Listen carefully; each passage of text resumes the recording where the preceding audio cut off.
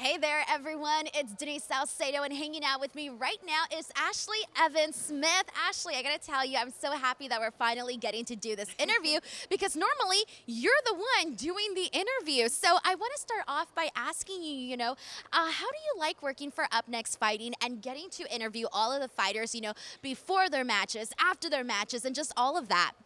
I'm so grateful. I'm actually still in my fighting career. I know a lot of people see me. They see me just, doing photo shoots and the interviews and all the media and podcasting. And I love it. I love it so much. And I'm so grateful for this job. But just to clear the air, I still am signed with the UFC. I'll be making my return to the cage in 2023. So about summertime would be ideal. But yeah, just to let you know, I'm taking a dual role. I'm still an active athlete, but then, like I said, so grateful to UNF for giving this opportunity to grow as a media personality or someone who's just trying to better themselves for her post-fight life.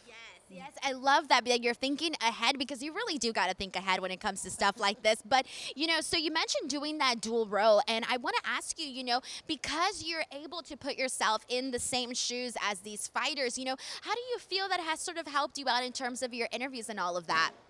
To be honest, it feels so natural to talk to these fighters. I'm talking to you right now. You understand the fight game. And when you're talking to someone who understands the fight game, the conversation just flows. You don't have to force it. There's no dead air. There's no but. And for me, this is really my second gig as a professional. I've been a professional athlete my whole life. And so now to be a professional media personality or a cage side correspondent, I'm a white belt. I'm a rookie now. But with the fighting background, it's like I automatically moved up to blue belt. And so, it gives me affords me a lot of comfortability with the fighters, and I don't feel as weird in front of the camera because I have done these interviews as a fighter as well. So I think it's a smooth transition, and I'm looking forward to a long future, even after I'm done fighting, continuing to talk to the fighters and stay in the MMA community. I love that. And I do want to rewind just a little bit and kind of get an idea of, how this all started for you. When did you get involved? When did you first discover your passion for MMA and to actually, pursue a career and to get in there? Because it takes a lot of courage to get in there and fight somebody else. I mean, Lord knows I would never be able to do it. But, you go out there and you do it. What first, drove that instinct in terms of wanting to get involved? I was literally just talking to my makeup artist this morning. I am not girly. I'm not good at hair. I'm not good at makeup. I'm starting to enjoy it more because, as you know, it's like a necessary evil kind of. And I was just telling my makeup artist the same thing because most people are so shocked and just confused at why someone would want to put themselves through a weight cut, through getting punched in the face every day, through the scrutiny of social media and people tearing you apart and thinking that because they can watch you with their two eyes that they can do it just as good as you can. And to be honest, it's a love-hate relationship. You train and you grind, and I believe it was Muhammad Ali who said it. He hated every day of training, but he wanted to live his life as a champion. And sometimes I really do feel like that, where I can't believe that I've chosen this job to just beat my body up. I'm 35 years old. I'm young in life, but old in the fight game.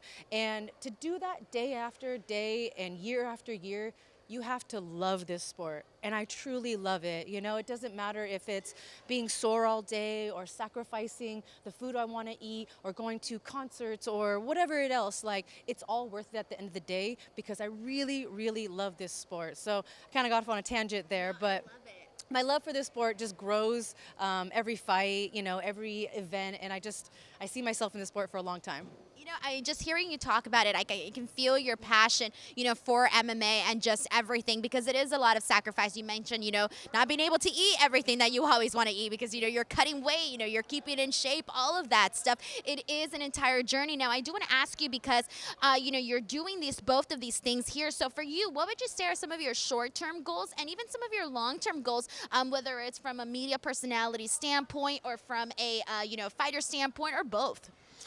I have a lot of goals, and I think people, like I said earlier, they see me doing a lot of things, podcasting, working for UNF, photo shoots and that kind of stuff, and they think that I've stopped fighting. But first and foremost, my goal will always be to get into the cage and win as many fights as I can. Now, being 35, having a decade in this sport, having a couple, bumps and injuries that I am battling and have been battling, 3 years, 5 years, all I know is that the Ashlee Evans Smith that you will see in the cage is like no other fighter you've ever seen. I've never been this happy, this healthy, mentally, physically, and had so much support, not just from my friends and family, but UNF, an entire organization is just cheering me on, giving me the flexibility to grow as a media personality, and when it's time to take time off for my fight, they're going to allow me to do that. So I gotta win fights, and I have to finish my legacy as a fighter before I can even think about my long-term goals as a media personality. So I know that kind of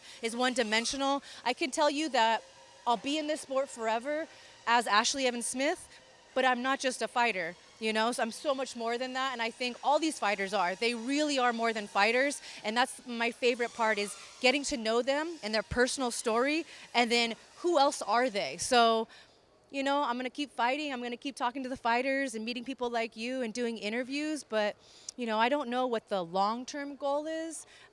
Maybe I'll just keep interviewing, you know, and rock it till the wheels fall off. Or maybe I'll end up being a matchmaker someday. I don't know. I can't tell you that goal. But I'll be in this sport for a long time. I think rock it till the wheels fall off is the way to end this interview. That was perfectly well said, Ashlee. It was so great to get to know you just a little bit more. And for the fans of UpNext Fighting and for your fans to get to know you just a little bit more. Thank you so much for watching, everyone.